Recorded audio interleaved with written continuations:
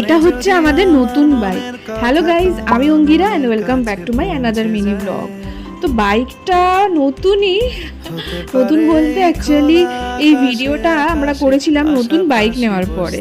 বাইকটা নিয়েছি 1 বছর হয়ে গেছে, কিন্তু এত ভিডিওর মাঝখানে এই ভিডিওটা চাপা পড়ে গেছিল। আজকে খুঁজে পেয়ে ভাবলাম যে তোমাদের সাথে শেয়ার করেই যখন ভিডিওটা করেছিলাম। আর এই মোমেন্টগুলো তো আমার কাছে ভীষণ স্পেশাল, তাই সব কিছুই আমি ক্যামেরা বন্দি করে রাখি।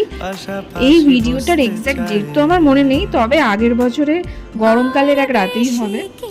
আর আমরা তো চা খেতে এদিক ওদিক চলেই যাই, সেটা মানে একদম র্যান্ডম বলতে পারো, কোনো রকম প্ল্যান ছাড়াই। ভীষণ ভালো লাগে, সেটা চা খাওয়ার জন্যই হোক বা ডিনার করার জন্যই হোক, একটা বেরোনোর বাহানা ব্যাস চাই, তাহলেই হলো। এখন রেস্টুরেন্ট বা ক্যাফের থেকে আমার ধাবা যেতেই বেশি ভালো লাগে, কারণ ধাবা পুরো ওপেন হয়, একদম ওপেন জায়গায় ফ্রেশ এয়ারে বসে চা খাওয়া, গল্প করা, এগুলো আলাদাই একটা অনুভূতি। তাই জন্য আমি এখন ধাবায় বেশি ভিজিট করি।